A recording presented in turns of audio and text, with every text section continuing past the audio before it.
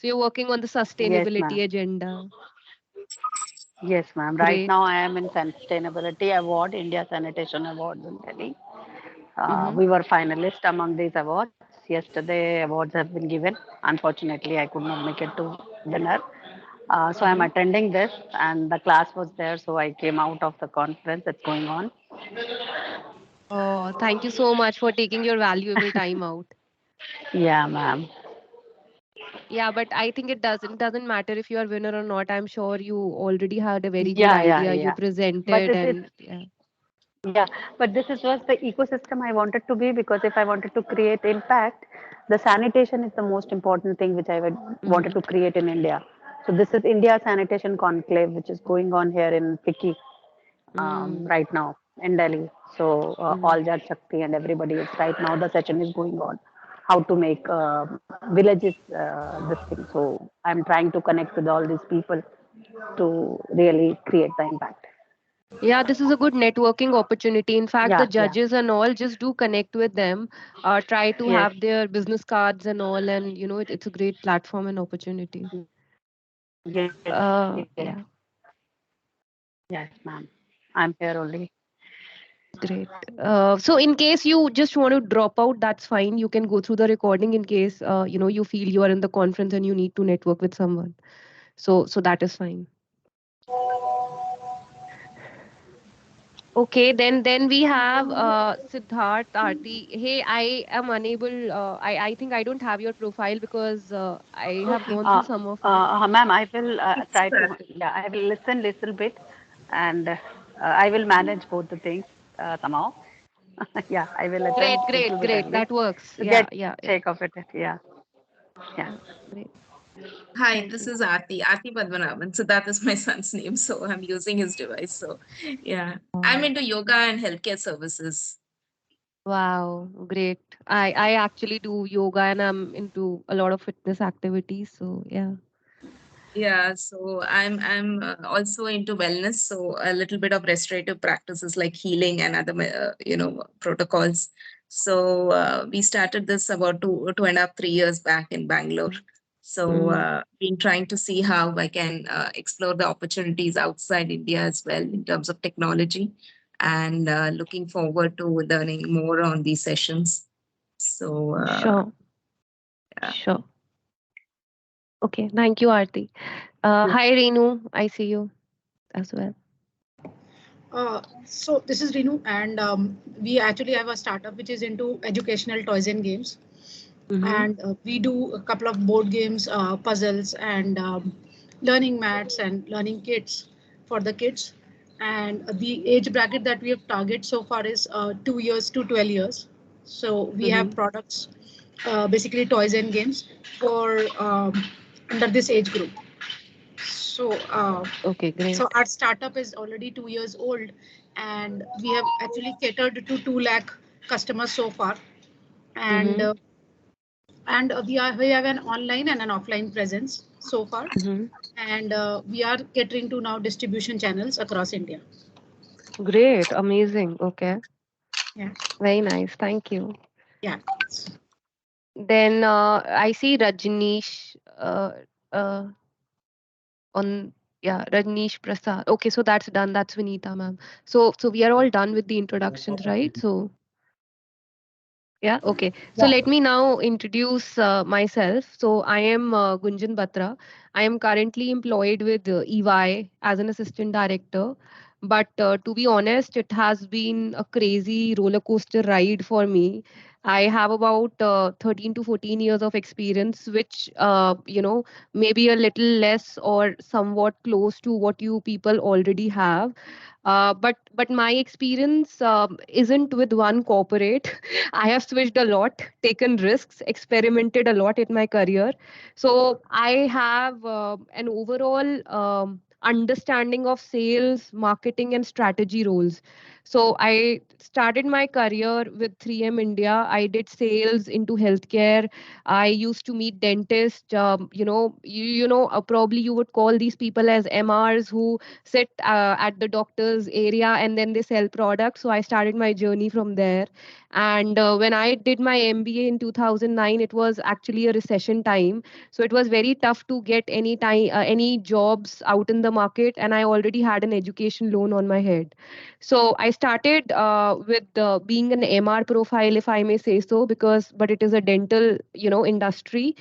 um, but in like 6 7 months I achieved a lot of success in terms of my sales number and all, and I started growing up the ladder in the corporate and with 3M. So I stayed there for 3 years plus 3 years few months. But while I was doing my MBA, I always wanted to be a brand manager or get into marketing, because I thought that probably marketing job is very cool. You get your cabin and then you sit in the office and you make plans and strategies. So then I moved to Footwear. I was responsible to take care of or to introduce Flight PU. So Relaxo Footwear, I'm sure most of you must be knowing, it's an Indian footwear company.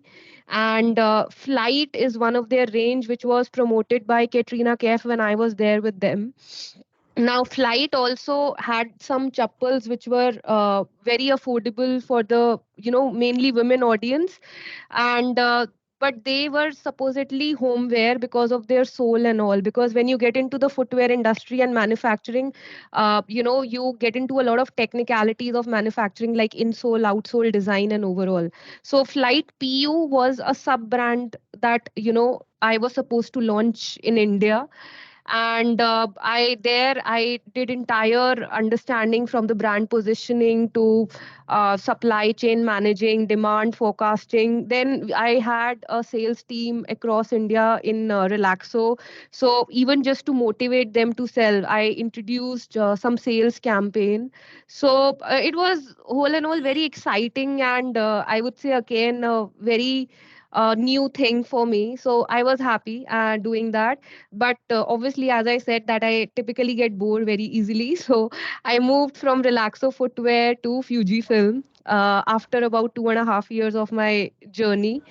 The most exciting thing about Fujifilm was that it was something new. I was already in brand and marketing, but as I said, that Relaxo had it's a family owned business, so they wanted to keep more control on their business, and I wanted to do something more to experiment and to learn and all. That was the time I went to IIM Calcutta and did my brand course.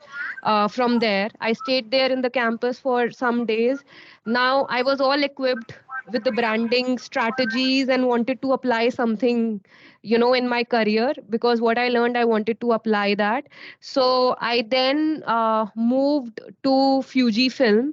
Fujifilm was a challenge for me again, because at that time when I moved to Fujifilm, I was supposed to launch Instax range of cameras. And today, my case study and my narrative and the session will also be around the Instax range of cameras and what I learned from there from a go to market perspective. Because Instax, Fujifilm is a Tokyo or a Japan based company. And Instax are those Polaroid sort of a cameras, but Polaroid is a different company. You get an instant picture. And in India, that was the time when digital market or DSLR market, about 2014 or 13, if I may say so, was at a very peak or a mature stage. And when people were using mobile phone to capture their moments, the digital moments, why would anyone want to spend on something physical, a hard copy, such on a camera which is like Instax? That was an amazing experience, because I got an exposure now from a brand role to PR role. I was there supposed to do corporate branding, public relations, B2B meeting, channel events, lot of BTL activation. There I got an experience to have a collaboration with Femina Miss India, Times of India event. I went to Yash Raj Studios. I had an good understanding of how to engage with the brand, how to have celebrity endorsements done. Then with Hindustan Times also, while I was in Fuji Film, we did some collaboration for the Friday Jam. So if you know that Friday Jam is an event that happens in Delhi Cyber Hub, it's a grand event. Mainly done by Hindustan Times, and then they look for sponsors, and also we were the photography partners.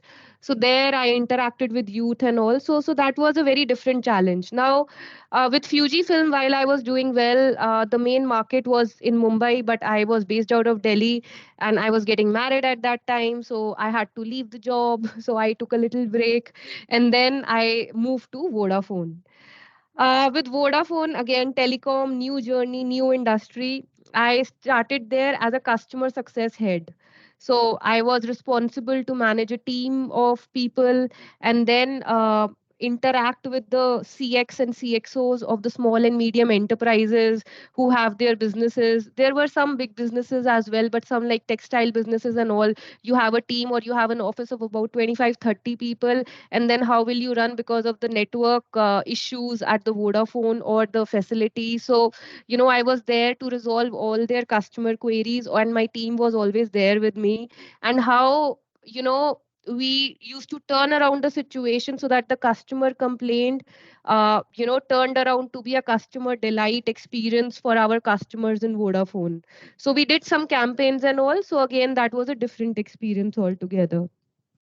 Now, from Vodafone, again, I switched to a startup, which is Smart Energy Water, which is into sustainability, energy, and utility industry, where I was initially hired as a marketing manager responsible to do only marketing activities for North America. Smart Energy Water is a US based organization, but as you know, that an IT organization in power and utility. So I have an understanding of SaaS and IT products as well. So because obviously for any entrepreneur in US, it is a merit to have their business or an offshore center set up in India because of the cost constraints and everything. So we used to manage the shows, events, and all from here to North America. But we also used to participate, or this organization used to participate in Indian trade shows, just like Vinita ji is currently there in a trade show right now with Ficky. So we did those trade shows, and I since I have been into sales, so I was even more curious and wanted to do more. So then I started doing a lead generation on my own. I did a lead generation. Then eventually, after 4 5 months, they had their SaaS product, and the company became an SAP partner company. So, with SAP, then I used to interact, and I had no senior here. I was the only one doing sales, no sales team, nothing.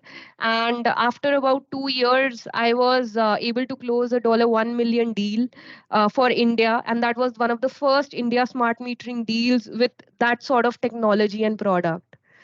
I did well. Again, things were monotonous for me after 2 3 years. And then I again switched to EY. So in EY, again, I started my career into sales, but eventually COVID came and then I moved to a strategy team. And currently, I am managing a lot of strategy projects, programs. And if I get time, then I'm just also trying to do some CSR activities and all if I can take out time. So this is all about my, I would say a comprehensive gist of background, though less of experience, but a lot of diversity in terms of my roles, industries. So I may be able to relate to, your industries or background that you come from. Any questions so far? Not as of now, Gunjan. Okay. So I see more people joining in. So if they can also introduce themselves in one line, that will be great. So I see Miss Neha, Miss Nidhi, yeah, and Miss Komal also joining in, and Miss Jayashri as well. So if you can. just introduce yourself. That will be great. Hi, this is Neha here. My company is CNK Resources and we are into waste management. Yeah, great, Neha.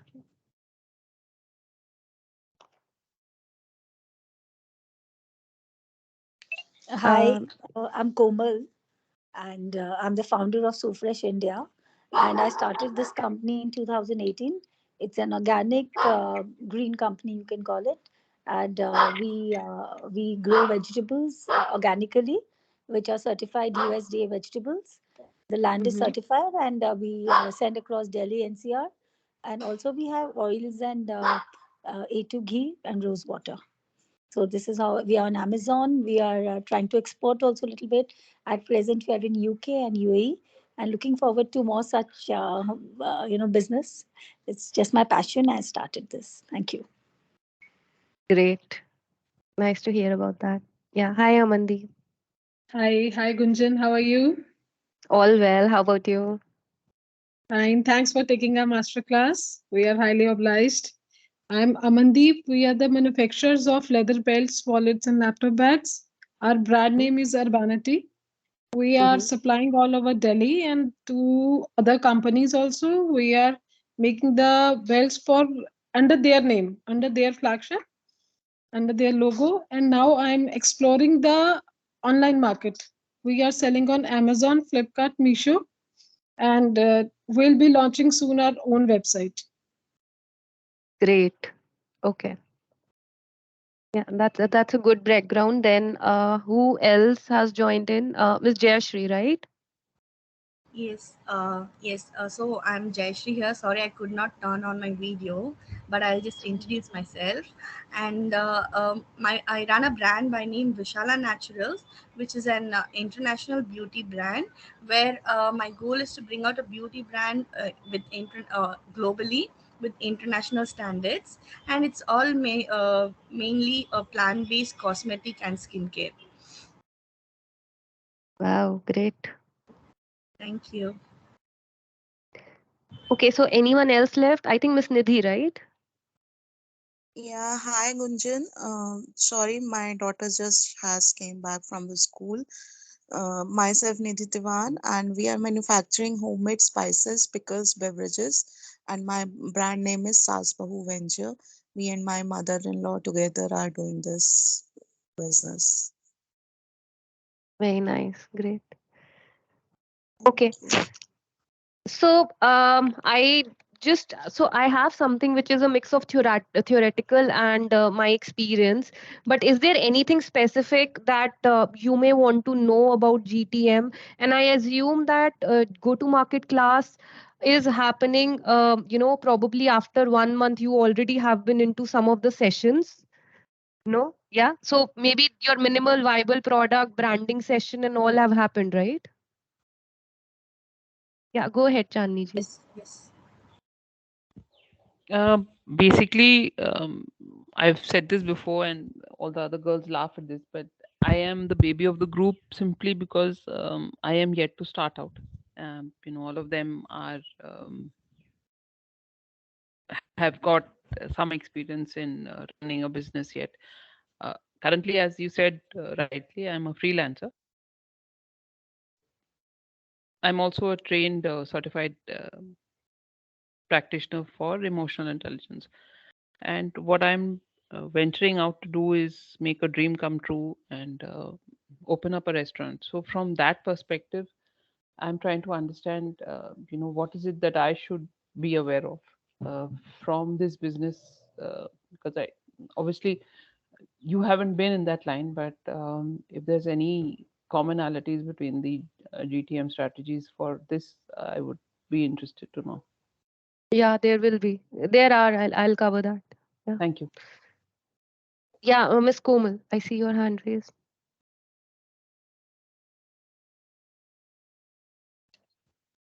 Yeah, so I have a problem selling online, and I'm very good at sending direct to consumers when it comes to sending from the farm or from my other godowns. But when it comes to online or Amazon and everything, I have a slight hitch. There's a mental block, I can say, to technology. So I'm not able to handle it. And the problem is I don't have any good office people. No, I had a very nice girl. Like I had 2, 3 girls who were working for me. These young girls, I trained them fully 3, 4 years. Then they got married and went away. And since then, I've been trying people, and nobody seems to be so good at it that they can show my presence there digitally, also through social media. So that's my bottleneck. I feel if I have somebody good who can do all this, then I can also do better business. So I'm open to learning myself as well, so that at least I know what I'm going in for. Earlier I was dependent on these people, but through these kind of, yeah, like a master class and all, I think it's going to help me to learn first myself, so that I'm not dependent. So I'm looking forward to just this kind of learning. Though I've missed a lot of sessions, I was not well. So sometimes when I join in, I really make use and try and learn. So That's a great way, or I think you're still curious, so that's a good thing. So I think then probably you may need a digital marketing specialist or a PR or a communication specialist. So that's a different or a tactical approach right okay. now. Uh-huh. But yeah, we will cover some of it. So Okay. here, the idea of the go-to-market session today is that go-to-market from an entrepreneur perspective. Yeah. If you are the one, because whenever I have been into these organizations while I was switching, it was Yeah. always a lot of risk, right? Because my Huh. job was at stake and still I was switching. Huh. So I have always thought of from an entrepreneur or a strategic perspective. And then since I had team in some roles, I had no Yeah. team in some roles, then executing it. So it is a mix Yeah. of both strategic and a tactical thing. And then I will walk you through some examples and then we can take some Q&A. I will introduce you with some tools, which are Okay. like Excel based ready tools, and especially Chandni ji for you, if you are yet to decide on the target audience and all. So you just have to think of a logical business parameter. You need to give a score of what is relevant, and the Excel tool will automatically calculate for you, like, you should focus on A or a B or a C. So there are some tools as well, that I will be introducing you with. Okay, Yeah. so Thank you. yeah, any other hand? Uh, okay, so we covered, right? Okay, so let me now share my screen.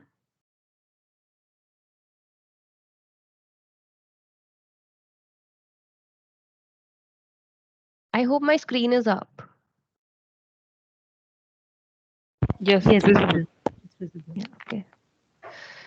So today we will discuss go-to-market strategy, that is manage your brand from start, positioning your brand, target and segment around customer needs, marketing and sales cycle, result oriented and measured execution. So as I said, certain things are strategic and then certain things are tactical.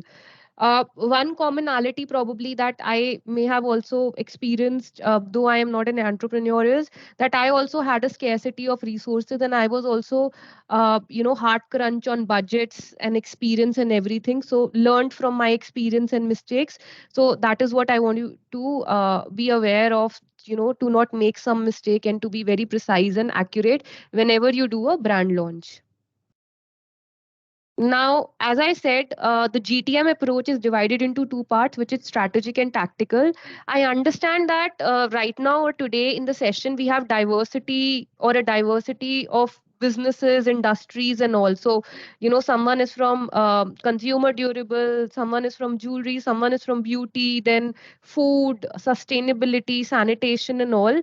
So things will change, industry and sector scenario will change, the problem statement will change, and that is the reason your brand building, positioning, targeting, and your marketing sales approach will change.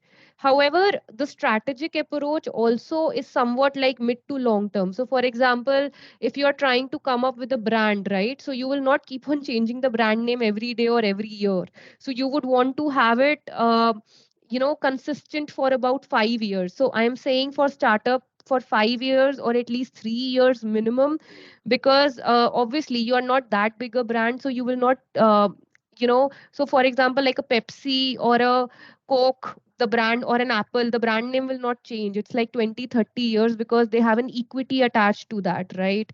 But for a startup, you can still change the brand name. At least as per my experience, what I have seen is while working in a startup, there was a brand change in like 3 to 5 years of time, so that the brand or the entrepreneur keep abreast with the market changes and the dynamic scenarios as well. So even the strategies also keep changing. Then the tactical things are short to medium term, because tactical is more to do with your marketing and sales activities, like what Komalji just mentioned, where she's facing a challenge with the marketing and sales strategy. So probably she needs to just think and rework on the same strategy.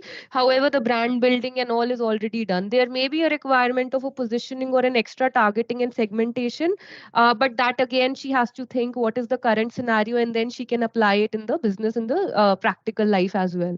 So it is a tactical activity. So it is more to do with short to medium term. You need to have people to actually work on your sales and marketing plan or an execution plan. But you need to have an ROI with that. So if you are an entrepreneur, your ROI sheet is not ready, your targeting sheet is not ready. So that means there is some miss.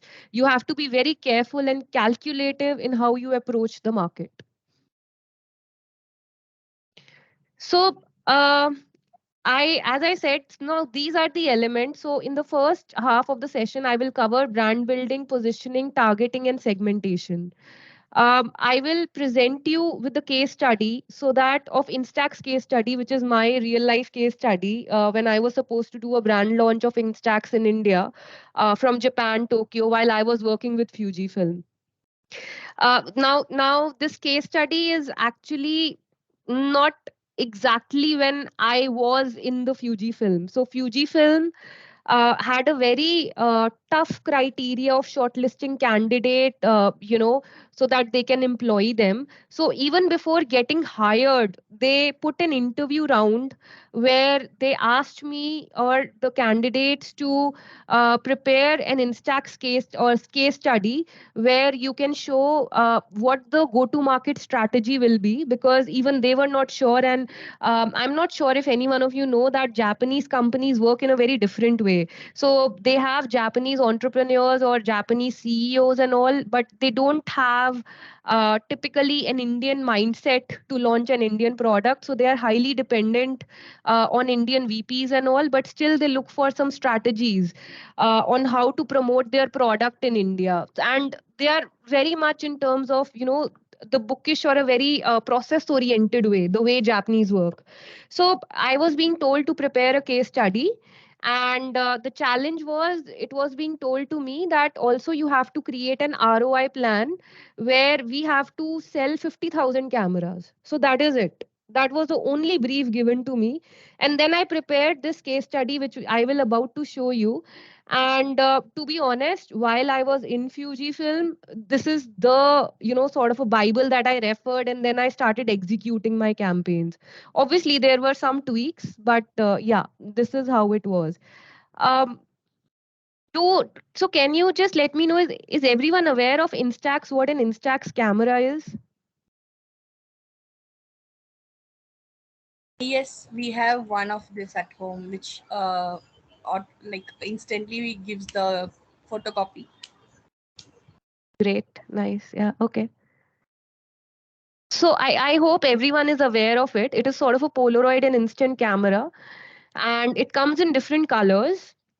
So I was in Fujifilm in about like 2013, and this was the time when they were about to launch it. It is not that these cameras did not exist in India. Even in 2010 and 11, these cameras were available in India, but very small quantity. They used to sell in about hundreds or so. And what target they gave me was about 50,000 units. And if any of you got a chance to, see this film, Ek Tha Villain, with Shraddha Kapoor. So Shraddha Kapoor used to click pictures from this camera and make the memory as she was about to die, as per the storyline of the film. So Even then these cameras were not popular. So these are the cameras. There was no positioning statements, and there was no targeting or anything that was given to me or that I already had a comfort of when I joined Fujifilm.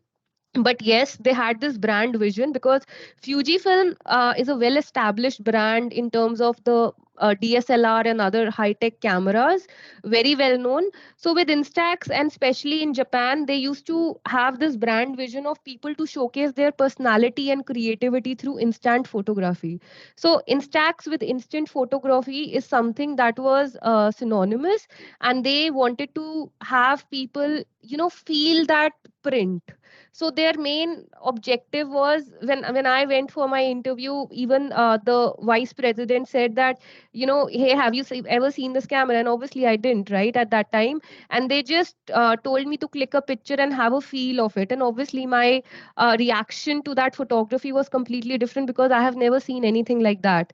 So they wanted to have their personality and creativity. And with personality and creativity, obviously now you mean that you have these instant pictures now tied up in a rope format, or if there is a wedding, then on tree or somewhere, you can just put your memory, or you can just give your blessings or sign it. So you have that personal touch also attached to it.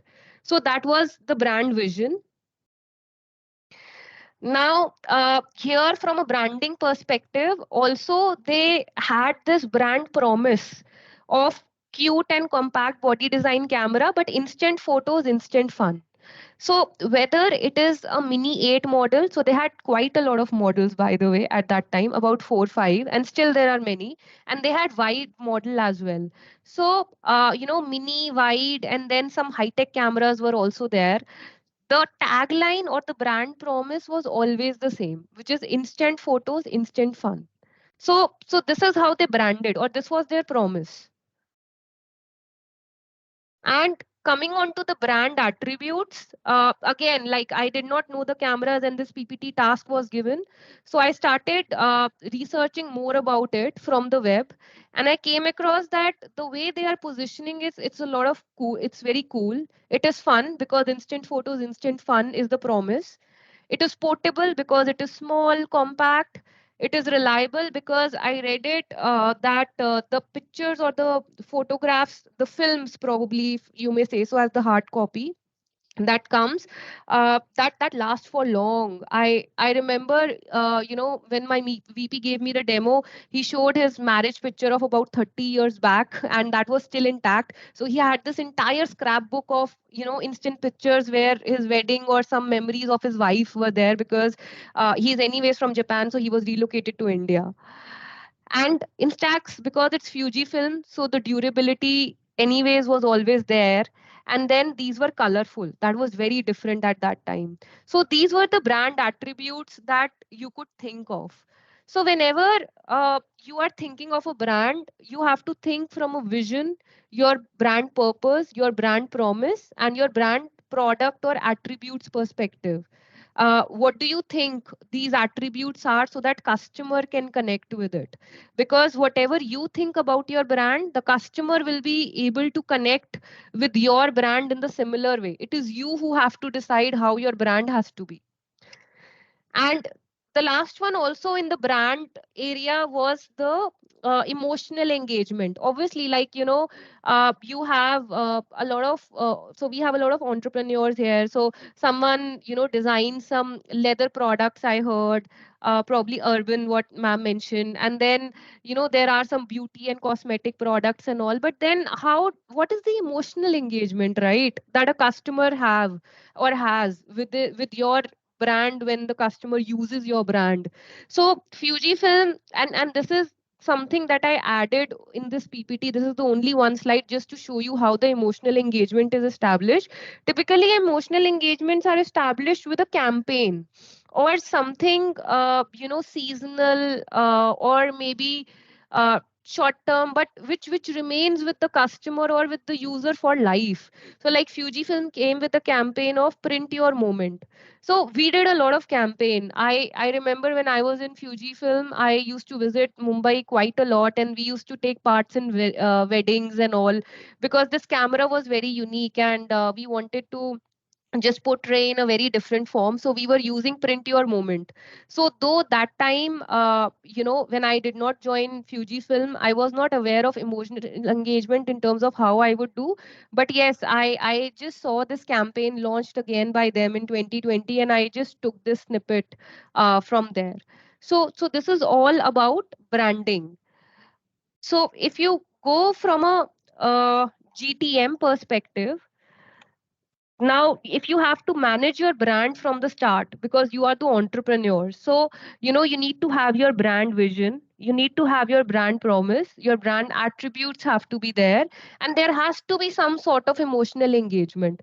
But do remember, whatever you do, your brand has to be consistent all the time. So like if Komal ma'am is there, and she has organic products which are listed outside geos of India, maybe UK or UAE or some other market, then she needs to have that consistent brand promise that these are organic products, right? So you cannot keep on changing. So just like Fujifilm, you want to have fun with the camera, so fun is one thing which is consistently communicated in all your materials, all your market.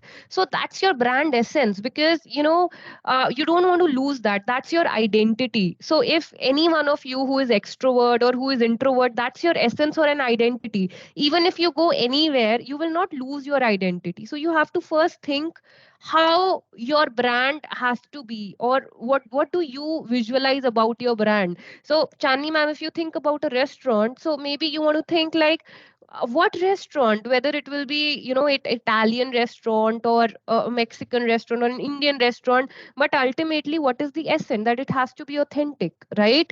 And it should have one of the best of tastes and all. So you have to think all that, and then come up with the brand essence, your brand vision, promise, attributes, and your emotional engagement as well.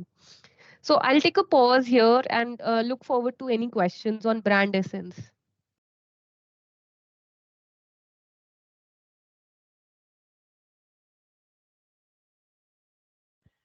When you say emotional engagement, for example, Gunjan, that So what does that emotional, go what ahead. does that indicate from forming an emotional bond with prospective clients, or that the reason or the thread that runs through what your brand stands for?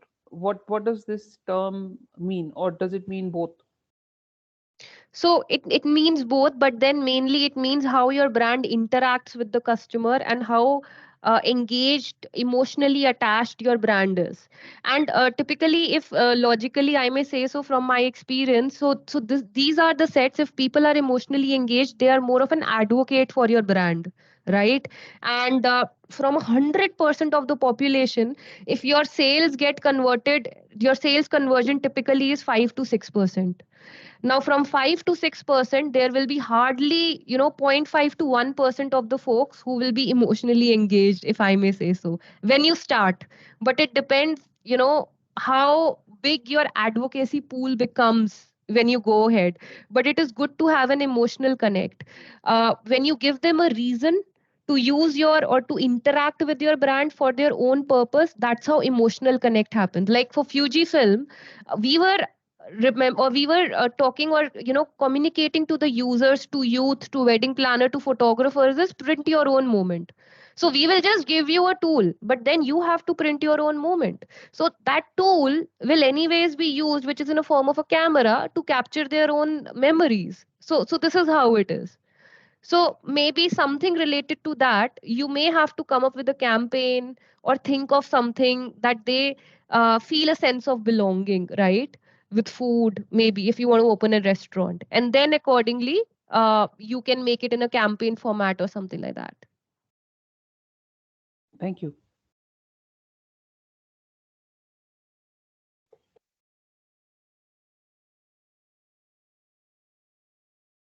Okay, so I assume it's all clear from a brand essence point. And many of you, to be honest, I think have already identified your brand and you guys are in the early startups. So this is all clear.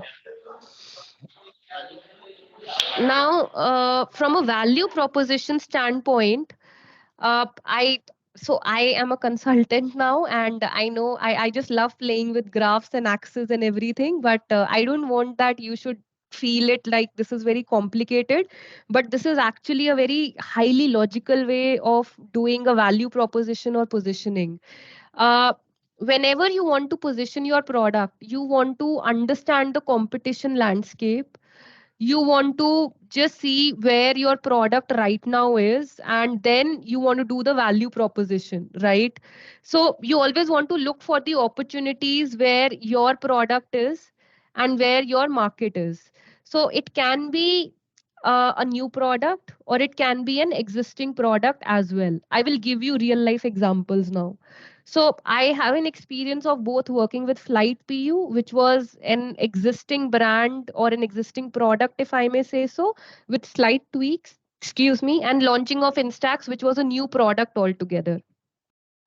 So now if I come back to my Instax case study, while I was thinking how to position, and when I did my MBA, segmentation, targeting, positioning is known as STP in Philip Kotler, and I had no knowledge, but I just went ahead with it, and I thought, what questions do I need to answer if I position my product? Well, I wanted to understand if I want to do some marketing or a go to market strategy, what category of the camera is. So it's a high involvement purchase or a luxury, because see, it is not a need, to be honest. It is a luxury item because you just want to have fun with it. So this is the category. Then what will be my target audience? So target audience, I thought it will be, greater than 15 years. Even the college students, I see Instax now being given as a gift to, that time it was like 15 years because the camera wasn't launched, but I even see like now even to 10 or 15 years the camera has been given, because they are a little more adults, and then they can just click the picture and they can have fun with it. These people typically are experimentative.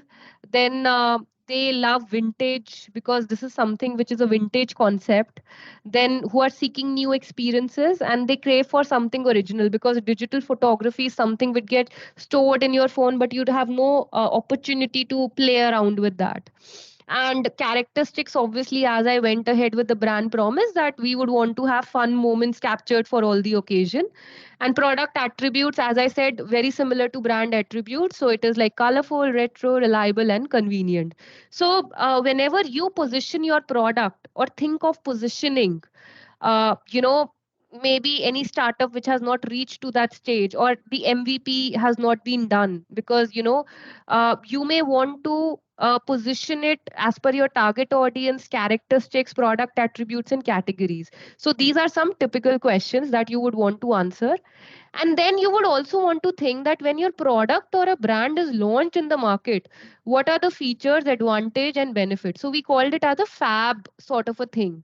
So typically fabs are a good sales tool for anyone or a salesperson to communicate. And even it's not even for a salesperson, if I may say so. So if you want to communicate about your brand as an entrepreneur, right, you just not want to communicate something which is like a me too brand in the market. You would want to say, hey, I have this superior sort of cosmetic or a beauty product which has some organic ingredient, and it has some new technology. So let's say, for example, Botox, is a new technology for hair. Like, I wasn't aware, but now yes, Botox is something new. So if that is the feature, what is the advantage? The advantage is, Botox actually keeps your hair silky, smooth, and shiny. And the benefit to the customer is maybe, it makes you look good, and probably your hair doesn't fall. So something like that. So you have to come up with an entire feature, advantage, and benefit sort of a thing whenever you launch your products in the market. So these are something essential whenever you think about your product, so that you can position it well in the market.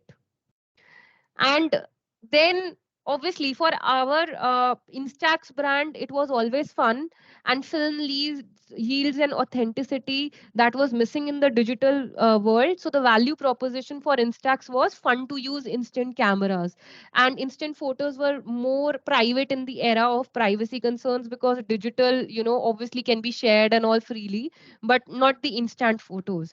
So this was our positioning while I was in Instax. And I would say that this is the typical case when I had no competition. So if I see this market grid, and if I see here, what are the two axes that I would actually want to have plotted on X and Y, was more of something like affordability and customers, or the users who are more experimentative, or something which is a niche market product. So, so this is a matrix where you have to choose as per your business what are the high low axes, and what are the barriers to entry, and what is my opportunity space. So in Instax case, there was nobody in India, absolutely nobody, because Polaroid also has never come to India, and Polaroid has Kodak, if I may say so. The way the Polaroid reels used to come, they did really well, and somehow they have now come again into existence, but their business has suffered for about 20-25 years. So we were the only one. So that is the Instax story, because we were the only one. We were solving a problem, or we were creating a need in the market which never existed. So this is for new product. But the tough or the challenge here, what I feel is, will be more with an existing product that is there in the market. Now I had this in terms of flight, because with flight, I was the brand manager pan India, north, west, east, south. And in south, people who are in south and west of India, they will understand that Paragon, VKC are very prominent brands in a flight PU sort of a category from a competition standpoint. And here, in India, from north and east, we had this APL. I am not sure if you guys know all these brands, Ada and all, because these more are from a tier two or a tier three perspective. But to be honest, even at our homes and all, we still use flight chappals. So that is where the pain was. And then we just understood that the only way to sustain, or the opportunity was to have frequently launched more designs, because obviously we could not change the pricing, because with flight brand it has to be affordable, it has to be durable, but we can only do some change with the designings. So the opportunity was to actually launch quick and fade out the products fast, and provide your customers with something new every time whenever they interact with your brand. It is not 100% product range. So for example, if I had about 50 SKUs, my 8 to 10 SKUs were always top selling. But yes, I could always do a change for about 20-30 SKUs in terms of designs. Now if you see, even your footwear molds, the manufacturing molds are quite expensive. Your one mold comes in lakhs, okay? So you cannot change the outsole, but you can always play around with the designs. So that was an opportunity. So frequently, with Flight View as a brand, when I was with Relaxo Footwear, we used to launch it. And how we used to launch it, my product or a supply chain head used to give me, about 8-10 chappals, and then in all colors, same design, in about all colors, as in 4-5 typical colors. And then I used to go to the retailers, I used to go to the channel partners, take those chappals along with me, and then ask them, which one do you think is one or your customers would prefer. Then, if I am at a retail outlet, if there are any customers that are coming into the retail outlet, I would just seek their opinion on, what are they liking in terms of color, or did they like the design or not. So I had this entire questionnaire always with me, and then we used to do that for all the markets, not just North or Delhi that I am in. I used to do those researches with me if I am going to Mumbai, if I am going to Patna, Bihar, or maybe, any of the South areas like Chennai and all, Kolkata. So that's how the entire product was launched. So this is how you position your product. So you have to understand the market dynamics. You have to understand the entry barrier. So like right now, I think Vinita ma'am is in FICCI, right? Now in sanitation and all, you have a lot of government regulations that are there. So you have to understand from an industry point of view, what is it that is required from a regulatory standpoint, right? To have your business model in place. Is there something that you can add which is not there, if you can influence the government? So there's another example. When I was working with the startup of smart energy water, SEW, uh, we or I just pushed my marketing head and the CEO that I want to do business and I want to do sales in India, and I was the only one there. And I and this product, so this was a mobile application. Not sure if any, or if you guys know, your BSES is an electricity company or a discom here in Delhi.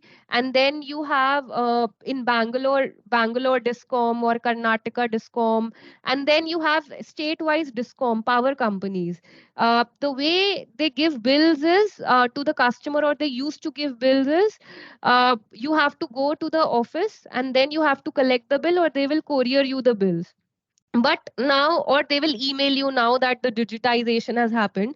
But the way it's happening now is there is a software or an application of a BSES or your discom company, and you can just check your bill, you can pay your bill, and you can also just compare your energy usage with your peers. Maybe if you are staying in a society, your usage versus other users, etc. So many features. Now for this particular thing, there was no guideline or a regulatory in India that it is required for a discom to have a mobile application for customer convenience or customer experience.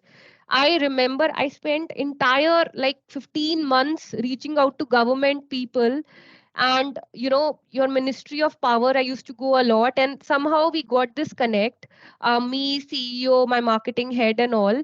And right now I'm happy that at least those guidelines about 2 years back, they are there as a form of RFP. So whenever you have a smart meter RFP out, you always have a customer experience content or a customer experience requirement where you need to have a digital application of your product, so that the customer experience is maintained. So it is a lot of effort. It depends, if there is a barrier that you can overcome, if there is a barrier that you cannot overcome, if there is a barrier that maybe is in favor of you and not in favor of competitors. So it is all about how you manage and how you want to position your product. So but the bottom line is that your product has to be unique and different. So that is how you can exist, and you can position your product well. I'll take a pause and look forward to questions on positioning.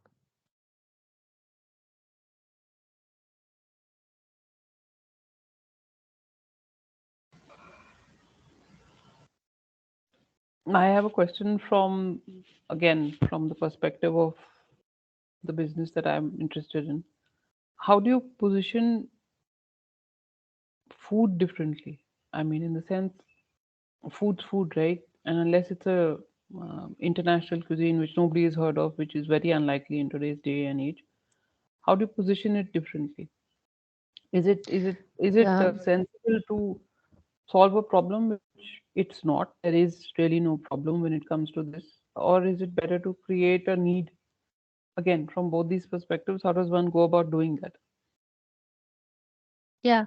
So I think, Chandni ji, you may create a need. So food is something that I see people more experimenting often. So they always look for new and new opportunities. Like recently, and I know this is not an old concept. I came across motichur cheesecake or a motichur pastry, right? So this is something which is Indian plus which is something new as well. So you may have to look for new and new dishes so that you can position yourself in the market. But that is something which is not one dish or a one SKU, as I said. That is a brand promise. So if you want to position yourself, because positioning is a strategic part and that cannot be a short term. So you have to think that will you be able to sustain the new range always, with your brand if you have a restaurant. So for example, if in your restaurant, when it is functional, you would want to have about 10 dishes or 10 products, so out of which will you be able to at least have an invention or an experimentative attitude for about 6 to 7? So that means you are launching a new product and your positioning has to be that, like that.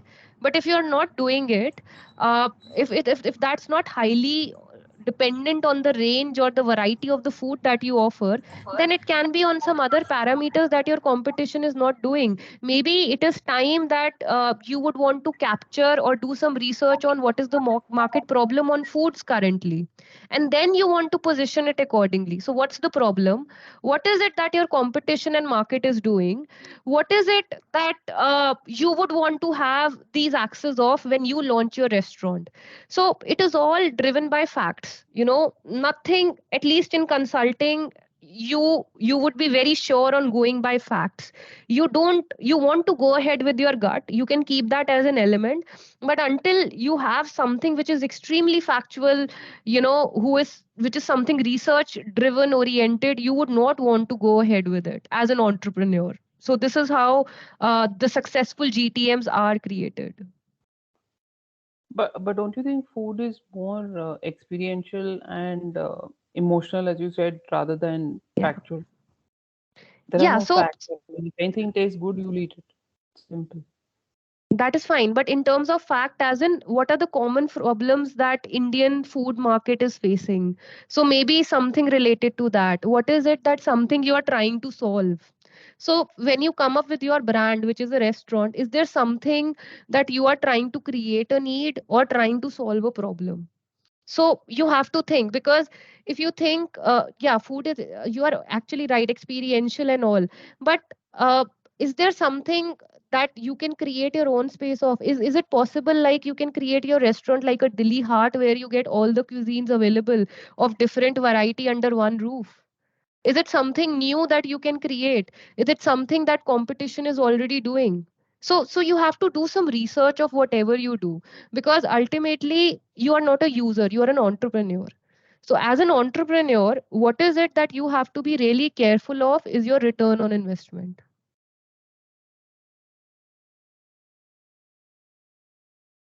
Right. Thank you.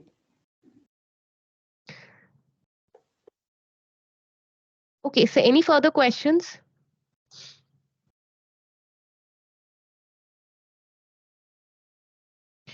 Okay, so the positioning key questions are, my target group is, so even if there is a restaurant, what is my target group? What is the persona of the target group? If you may just put it in a very refined terms.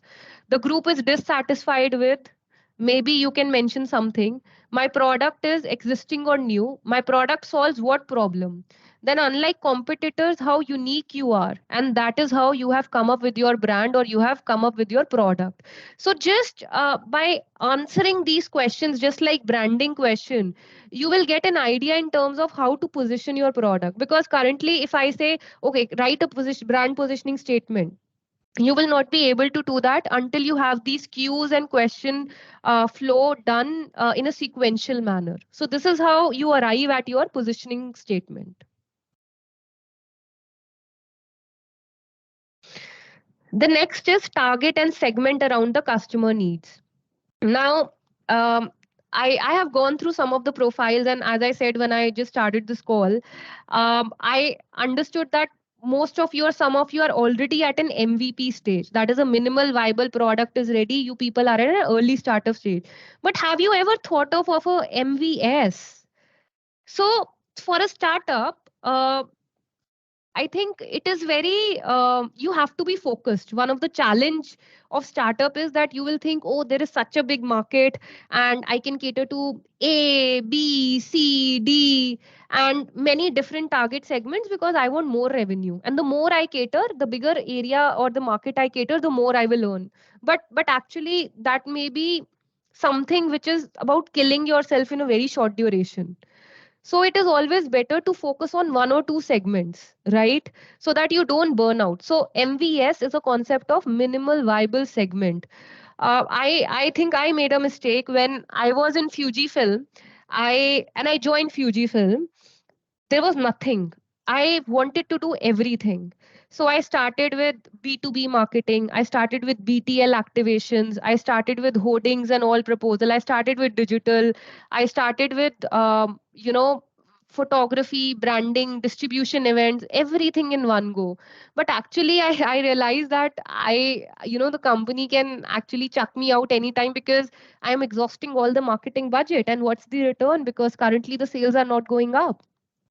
So it is always better to focus on MVS, that is smaller and easier to target segment. Your competition might be there, your dollars might be there in the market from a target marketing sizing perspective, but you always have to think that what is viable for you and which is easier for you to target. So you need to have first set of customers, which becomes your advocates, and where you are happy that you deliver on the brand promise. So if you want to focus on something which is experimentative and unique, and this is the promise that you are keeping as you progress in your business, in your journey, entrepreneur journey, then it is something which is viable to have. But if you are not keeping your brand promise and going all over the place, this is a very big trap that you can fall in. So you have to expand very slowly. So just consolidate and expand, consolidate and expand. So MVS is something which needs to be kept in mind while you target and segment your customers. And as I said, that you also have to identify a problem or you have to create a need.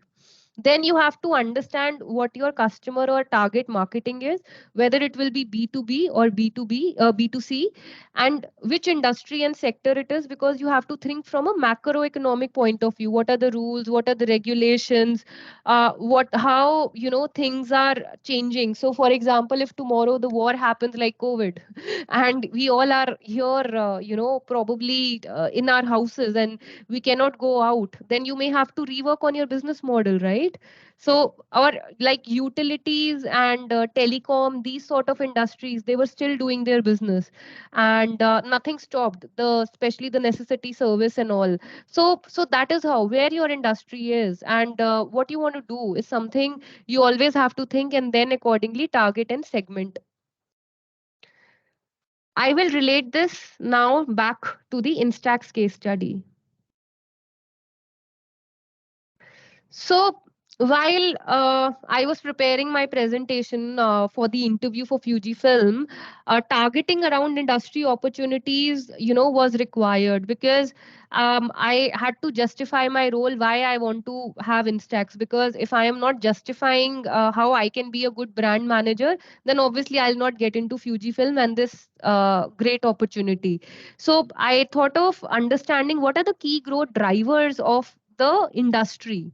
So from a photography point of view, there was an increasing tourism, increasing advertisement. The disposable income was increasing because people were buying more and more DSLR cameras at that time. There was a passion to capture every moment, and that's why so many digital photographs.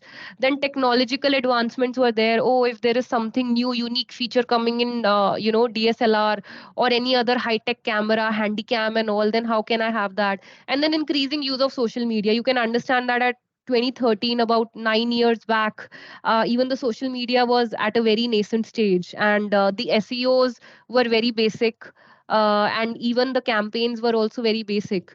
So Facebook as that was at rise, and probably no Instagram at that time. So these were the things which were the industry opportunities that you have to think when you launch your brand. Then from a target market sizing, okay, fine. I segmented, or I thought that, okay, fine, my sec A, which is greater than 15 years, will be my target market. But what it is, like, you have census reports and all of India. So then I did some research on the reports and all. What's the percentage of the population that was in sec A, and that too greater than 15 years. The pan India population at that time was about 4.5 crores. Now from 4.5 crores also, this was the bifurcation. Now I had an option of going to which market, right? So this is how we did the target market sizing. And I thought of pitching to them of starting with North and West India. West because celebrities and all are there, so it's going to be a fad.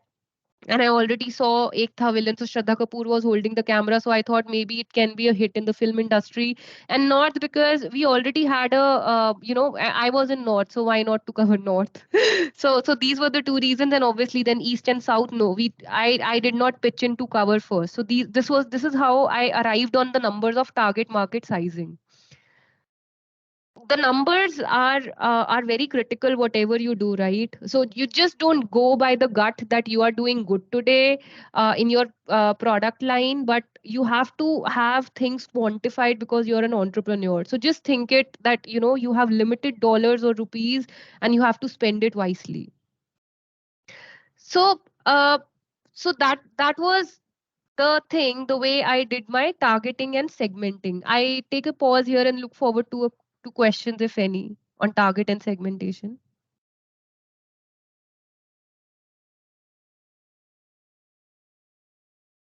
Ma'am, I would like to ask one question. I am doing the same mistake which you were telling. I am covering whole segment and not creating a niche for myself under one segment. I'm Yeah, ma'am. unable to understand. I'm unable as I'm having an essential product. It falls under the accessories category. It's a daily usage product. My USP is handcrafted, but the demand is for normal reversible belts. So how can I differentiate between them and which way to go? How can I decide that? So, first of all, your target segment will be very different from the reversible belts. So if you are coming across, if you are saying that, ma'am, my product demand is not much and the demand is of reversible segment, I don't agree, because it's a huge market and there is a demand for There, every product. Maybe you are not there reaching is a towards the right huge segment. market. No, I'm asking different question. There is a demand has been created. Demand is there, but my USP is hand woven, handcrafted. They fall under a different. It has total different look and total different customer is for that product. Yeah, I yeah. go for reversible. The customer is altogether a different one. So which segment should I focus on? So My see, USP or the product which is giving me more sales? so I would say you already have an established business. So if you would have Right. been at a very initial stage, then I would have said, okay, go ahead with your USP. But no, if you are getting more sales and revenue, it makes sense to have both of them together, right? But what I am also trying to say is, even if both the products are there, you need to have different target audience for that. Like for example, I was in flight. There is a flight chappal which is a different sole, and there is a flight PU chappal that you can wear outside home, which you because of a different sole. So don't kill your brands. Just have them, but within that, consider them as a different sub brand, and then have your target audience identified. So, for example, this is a tool that I was mentioning. You just think of putting the axis like the way I showed you in terms of positioning here. You have to see what is it that your product is offering, or what is it that two categories are uh, relevant for your product. So hand woven and all, which is your USP. So maybe they are more expensive, maybe, I'm not sure. So Right. maybe the level of need, ability to pay, your capability to deliver, obstructions, so these can be some areas. Maybe you can delete this, but some of the areas can be relevant to you. Now, which areas are relevant? Okay, you just write all the areas which are relevant from your business standpoint. Now here you mention the target audience name. For example, a young person or a youth person may be more inclined to buy your USP driven product, so you can mention here as youth. Maybe someone who is middle aged, that's also your customer. Maybe someone who is in the teens, that's also your customer. Then start rating it. So it's a tool that I will be sharing with you all. Then you start rating it. So for example, for a youth, the belt need, this is 1 out of 5, you have to do it in scale, okay? So maybe 3. But for a middle aged person, every day you have to go to office and the need criteria is 5, right? And similarly for teens, the need may be 1. The ability to pay for for it's easy for a middle aged person to pay, so that can be 4. The reachability, maybe you want to take or not, but that is something you can take as again 3. So similarly you can give, and then you can write your potential audience. What happens in this tool is you get a score, and you have your target customers here.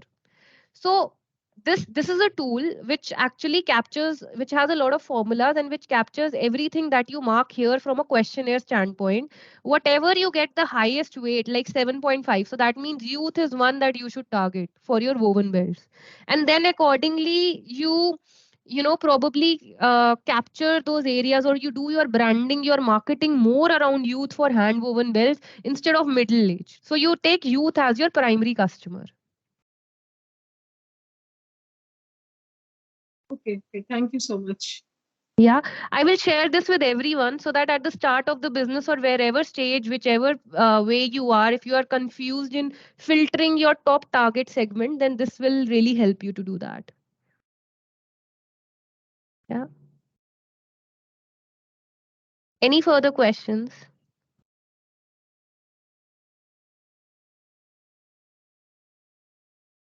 Okay. This is Jayashri Yeah, here. go I ahead. have a small doubt, but it's not in the current topic.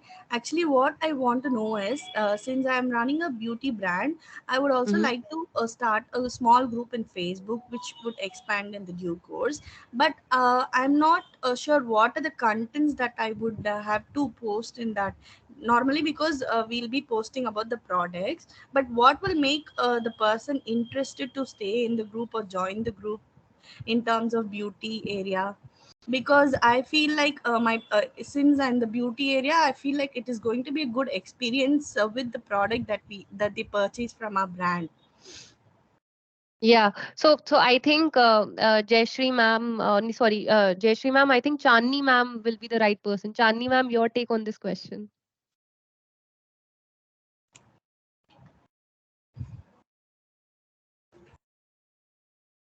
Chandni ma'am, are you there?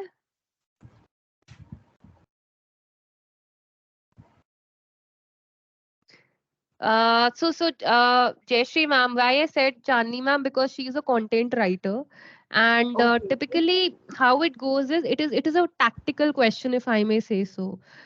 Uh, Okay. and one of the marketing strategies, probably I will touch upon it now in the next segment. Hope that's okay, Okay. right? Okay. Okay. Okay. Yeah. Great. Okay. Now, as we move to the next segment, which will cover actually Jayashree ma'am's question also, is marketing and sales cycle. So your strategic areas are done. Now, if you don't have a problem, things are going fine. Something which is a problem, like what Komal ma'am mentioned at the beginning of the session, or what Jayashree ma'am mentioned, that's all part of marketing and sales cycle.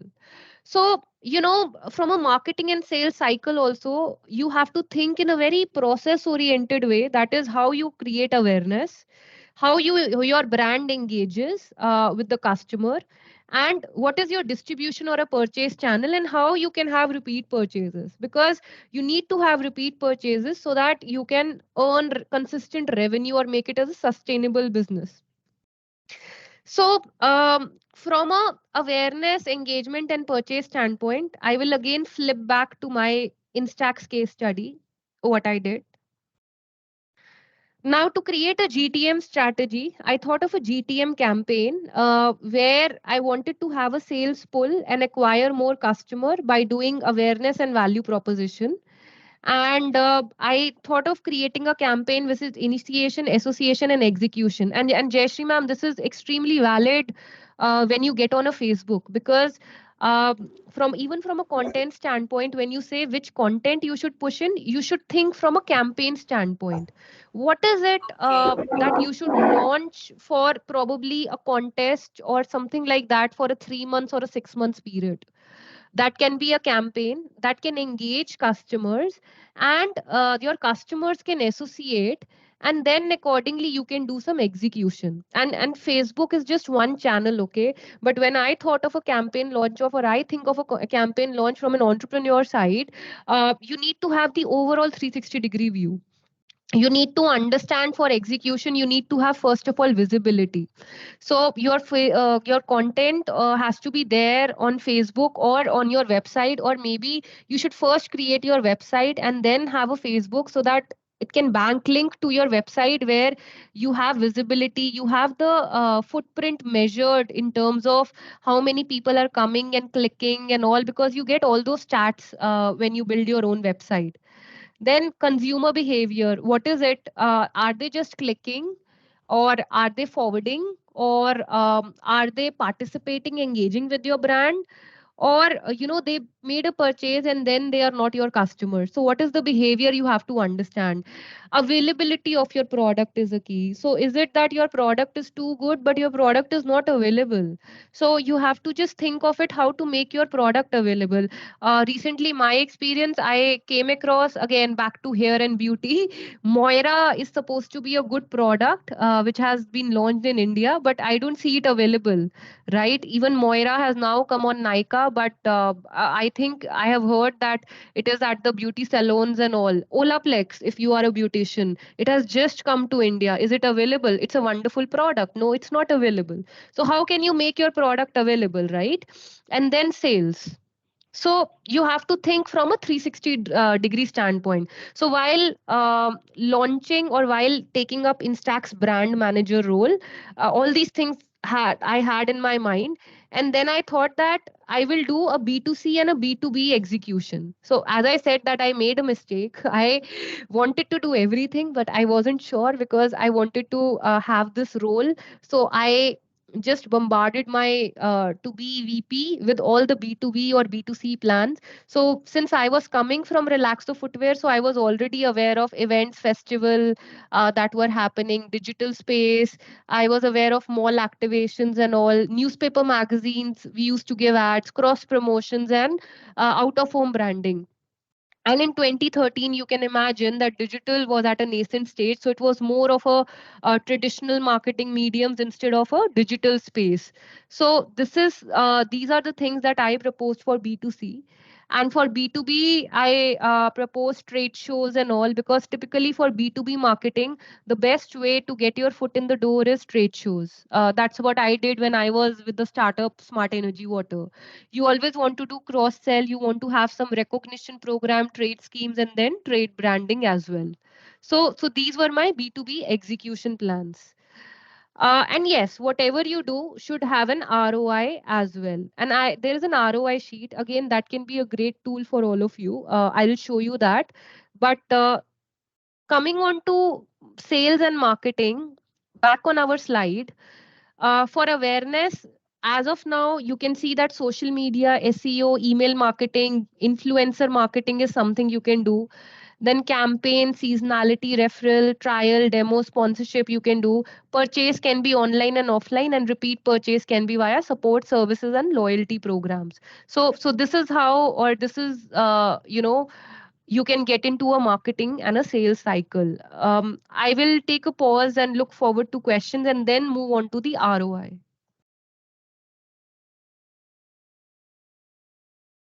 Jayashree ma'am, does it answer your question first of all in terms of content? I like you said, I have to create content which would be very engaging.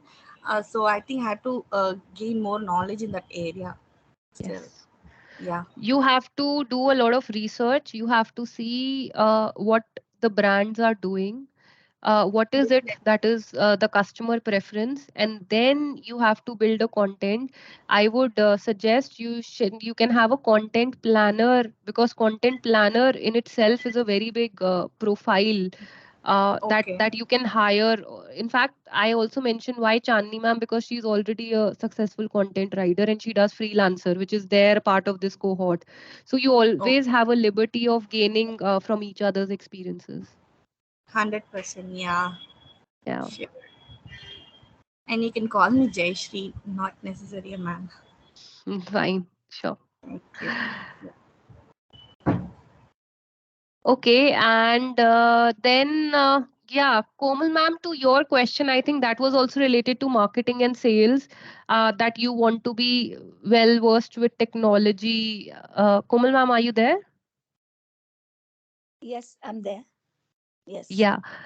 So, I would suggest that, why don't you have again like a freelancer sort of a person who can help you with the logistics and all?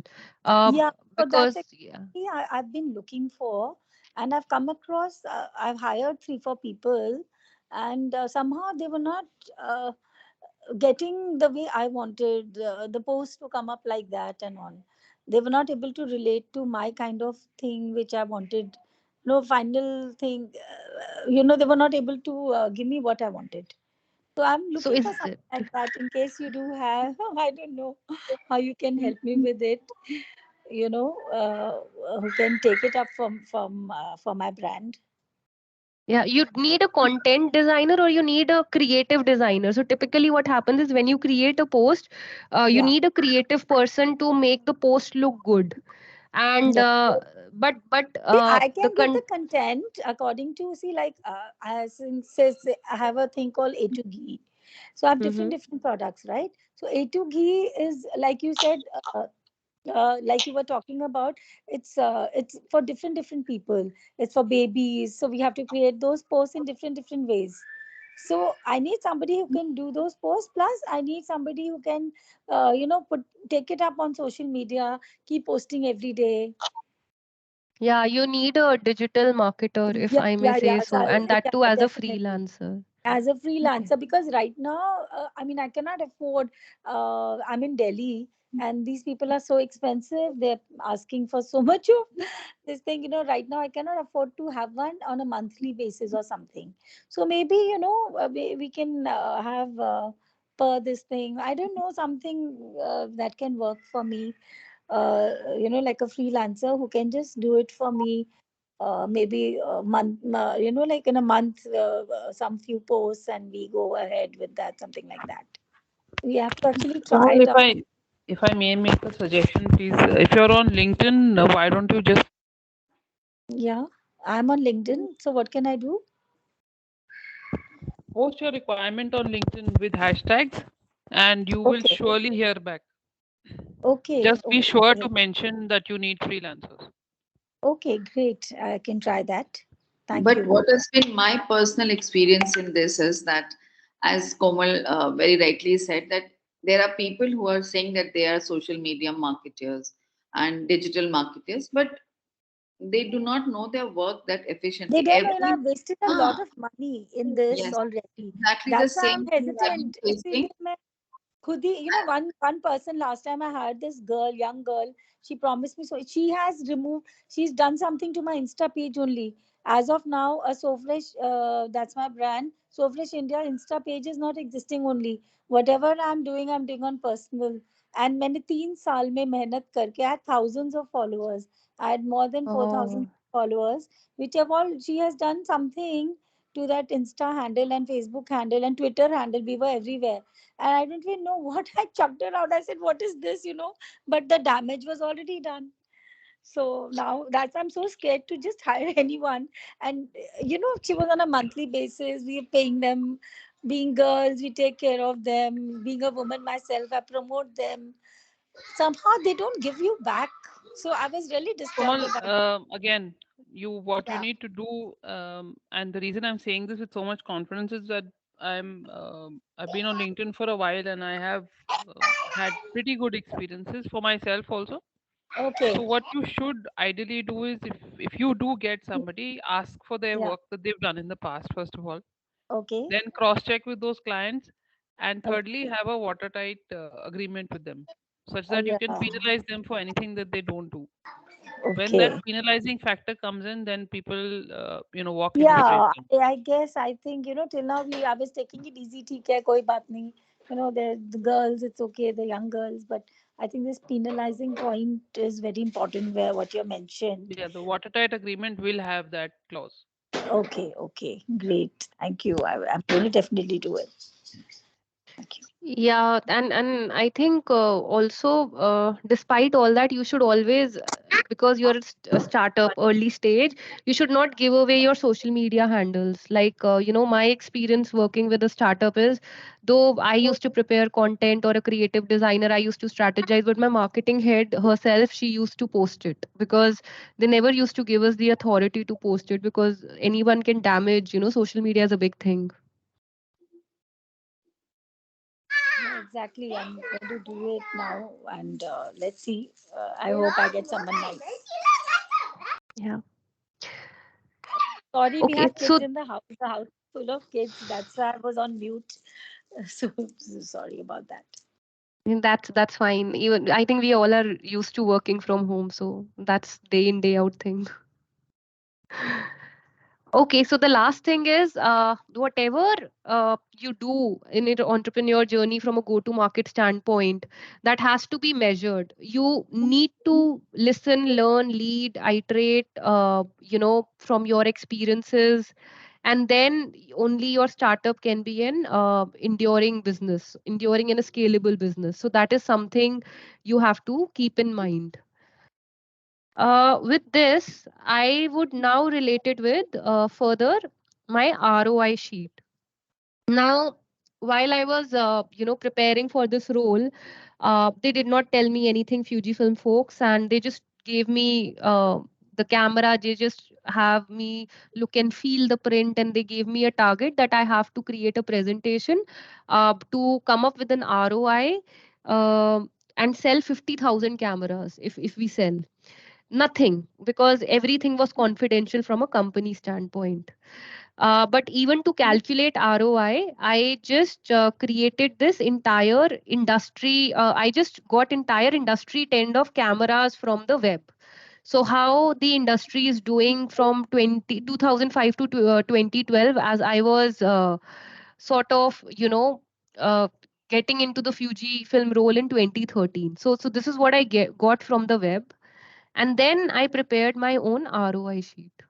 Now this is again another tool that may help you. So if I want to see for 2 years, because they were like, okay, now FY13 we are already in, FY14 we still want to understand the market, and FY15 we will do an entire launch. So you tell us. So the target was given. So my target was 50,000 cameras. So I did a month on month. I gave myself a month on month target. So this is how you have to think from a business standpoint, how much your business earnings are. If you have not started your business, and if your business is already established like an early startup, then you already have an idea, right? So you don't need this, but still it will be helpful to have an ROI calculation or a computation done. So here, I just benchmark this curve, and I see October has the highest sale, and September had the highest sale, and January is the lowest. So I started with 2,500, and then I made an assumptions, and I made October and September first highest, second highest, and then reached to 50,000. So this was all basis some assumption. And they also did not tell me the cost of goods sold or sales price. This I took from Amazon, because Mini 8 at that time was for 6,000. So, target will be this much, sales is this much. Then I computed product revenue. So, this will be your product revenue. Fixed manufacturing cost, obviously, I thought it is 30,000, and this is how it will be.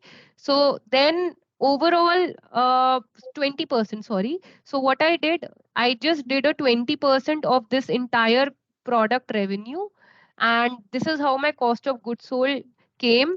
And in the end, I just summed it up, that what is the cost of goods sold and what will be the annual revenue. Now I was a marketer, and I was a greedy marketer. I wanted to get into the marketing role. So typically marketing budgets are always 5 to 6%. They're never 12%. In fact, less than 12%, if I may say so.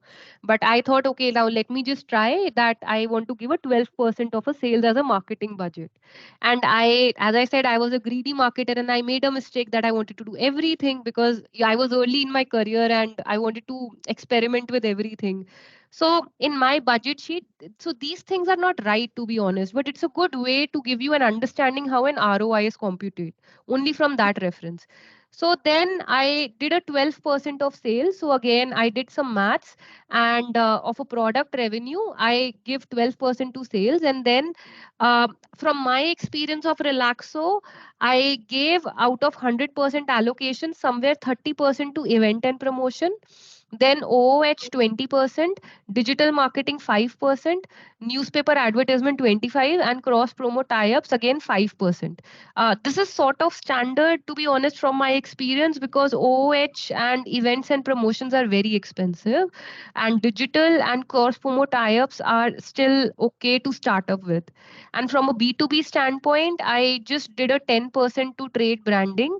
Trade branding is your retail branding. So, for example, if you go to a photographer or a Photoshop where the cameras are available, then the Fujifilm or Instax danglers will be there, or something, banners or posters will be there. So it's that cost.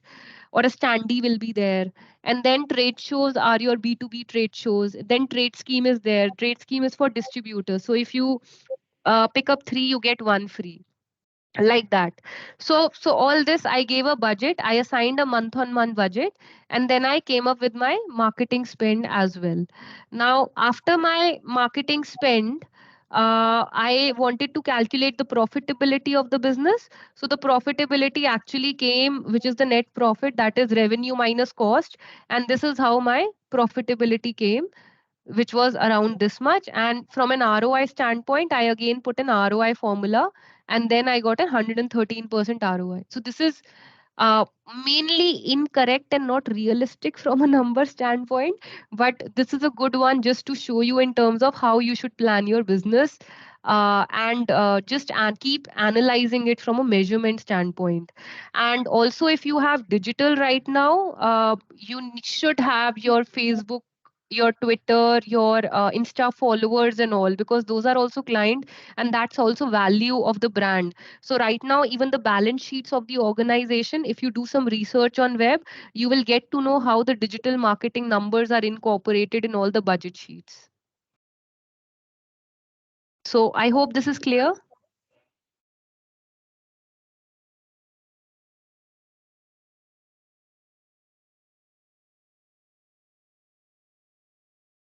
Okay. So this is all good. The last thing that I want to show is this tool. This is again a very nice tool. In case you have not been able to draft your business idea as of now, then you can use this as a questionnaire sort of a thing. You can think what your business concept sentence of a business concept sentence, and there are some, uh, examples given. And even like Chandni ma'am, for food, you have offering healthy fresh olive oil products to people at competitive pricing, local cafe, creating a sense of community. So you have these, just think about it, and then just write it down on a piece of paper. What do you want to do? It can be for a new business, it can also be for a new brand launch or a sub brand launch. So for example, what uh, the leather products example that we were discussing, so we have hand woven belts and we have reversible belts. So maybe we want to come up with another category of a product line. So for that as well, this will be helpful, because you again have to do your brand vision, your brand promise, your brand targeting. So what are the constraints that you see in the market? Maybe you don't have employees, maybe you don't have funds. What is it? You need to identify and write it down, and then accordingly you need to brainstorm your 5 to 10 specific target audience. Okay, fine, I don't have this, but then there is someone who can purchase this product from me, right? So what is this audience? And if you can just generalize the persona of this audience, right? So this is again a tool, just to help you in your thought process, in your thinking, so that you can do branding, targeting, and positioning. And then accurate positioning you can do with the help of this tool.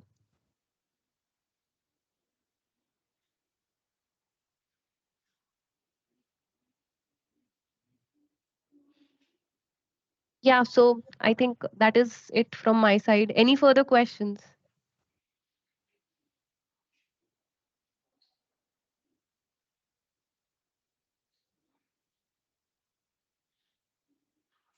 No, I don't have any questions, Gunjan. Okay, great. Yes, Komal ma'am. No, sorry, I did that by mistake. I don't have any questions. Okay, no worries. Yeah. Okay, Harshita, are you there? Yes, yes, I'm there. So shall we then close the session? Yeah, so everyone, I hope all your questions and your queries were answered, and Gunjan ma'am has clearly very well, covered the topic and given you, a direction to work in the GTM, how to go about it. And Gunjan, I'm sure that any of them can reach out to you in case they have Yeah. any questions. Yeah, so Yes, that yes, is great. anytime they can. I'd love to, help them out. And yeah, so that is fine. Harshita, you can also share my number. I will share this presentation because there's nothing confidential. I actually curated for this session.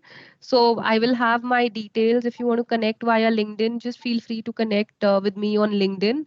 And I'll be, I'm glad if I can actually help you in your journey, to be honest.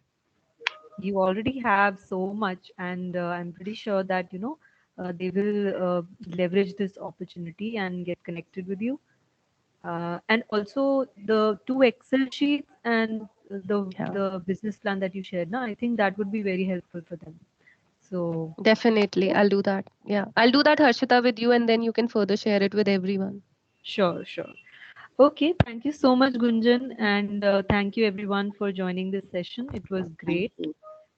Thank you, Yeah. Gunjan. Thank you, Harshita. Thank Thank Thank you you. you. so much. Really Thank nice you. Thank interacting with you. you all. Bye bye. Bye. Thank All you the so Thank much. you. best. Thank you.